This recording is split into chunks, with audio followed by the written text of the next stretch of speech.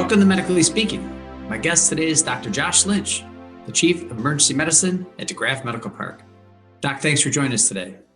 You're welcome. Glad to be here. Thanks. So we've turned the calendar. We're into 2022. COVID is still out there. I want to talk a little bit today about one of the tools that we're trying to help the patient population utilize as we battle through this. So if we can, tell us a little bit about telemedicine and some of the advances that both Kaleida Health and the university have had in the past year or two.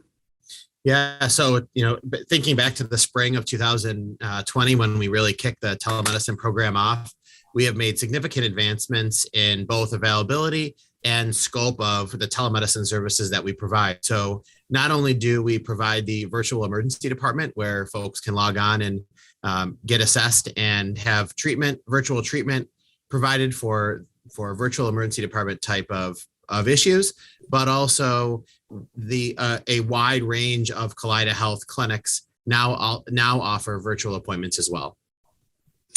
So let's break this down though. If mom or dad or grandma or grandpa are in their 60s and 70s and 80s, they may not be accustomed to or understand truly what telemedicine is or what a video visit may be.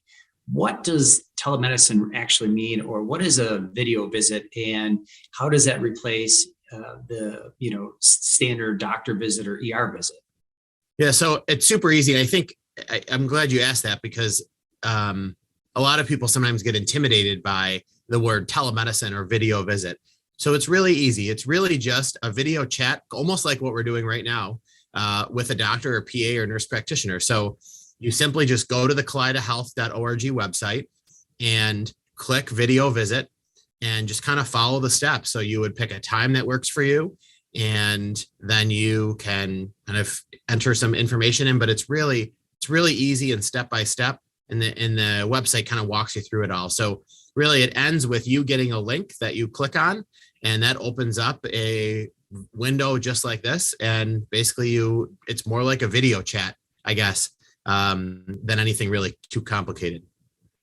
So I'm either a patient or a family member of a patient, and I may be concerned that, geez, I really need to see someone in person. I need to see or talk to them.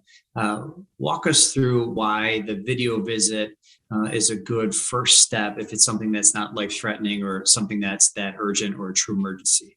Yeah, for sure. So, oftentimes I think people get confused or I guess not really intuitive thinking about a virtual emergency department, right? But if a lot of things actually can be treated, assessed and treated, and a prescription could be sent for things just over video. So let's say you have a sinus congestion or a sore throat, or you have concerns or questions about COVID.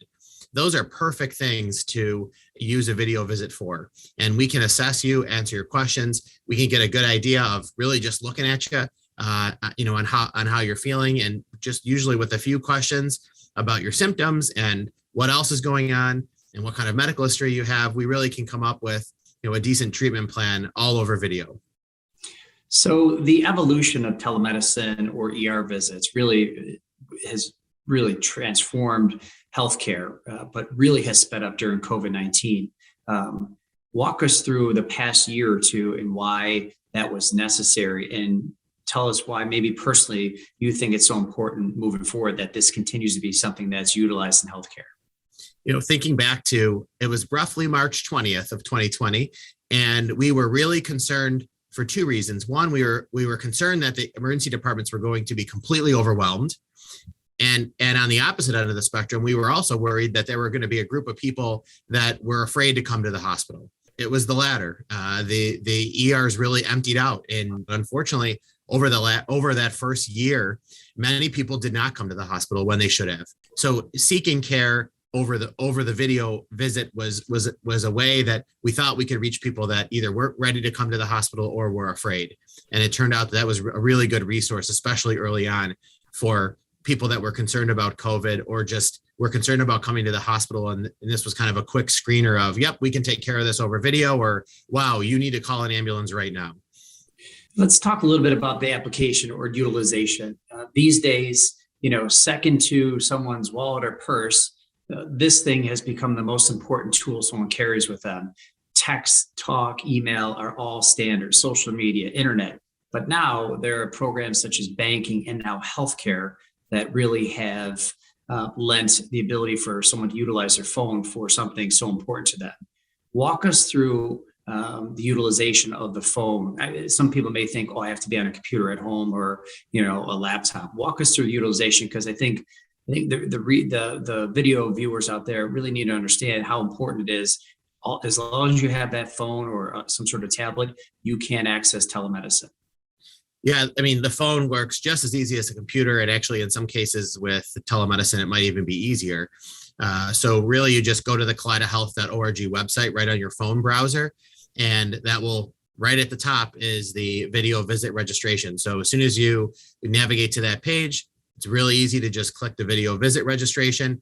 And then alternatively, if you're looking for a clinic visit, you just scroll down a little bit and you can see which clinics participate, which Kaleida Health clinics participate with video visits, and you can work through the process right there. So again, that's either for a multitude of specialty clinics underneath the Kaleida Health umbrella, or the virtual emergency department appointments, all can be made right from the Kaleida Health main page.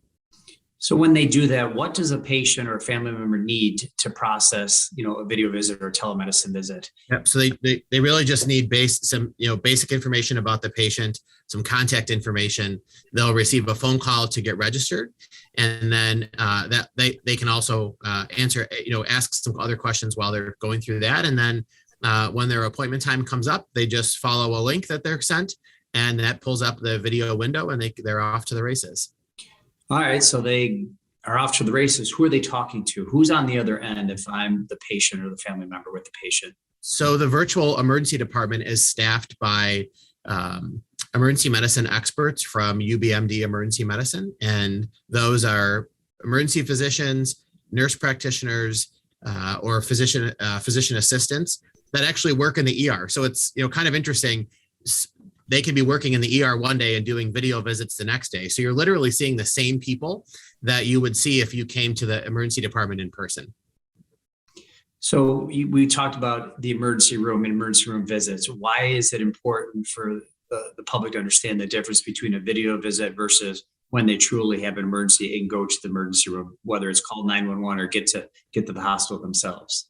This might be one of the most important things we're talking about right now, actually. So if you or a loved one or a coworker is having signs or symptoms of a stroke, so trouble speaking, facial droop, weakness in the arms or legs, or significant chest pain or shortness of breath or symptoms like that, that is absolutely a reason to call 911 or go right to the hospital. So the virtual emergency department does not take the place of calling an ambulance, calling 911, going to the hospital if somebody is having signs or symptoms of a life-threatening illness like a stroke or a heart attack. Just a couple examples. That's certainly not everything.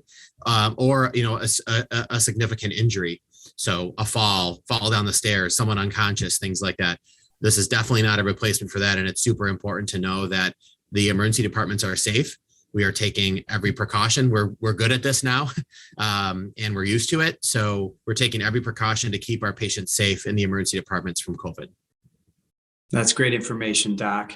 Dr. Josh Lynch from the DeGraff Medical Park talking about the importance of telemedicine and the future of video visits. Thanks for joining us today.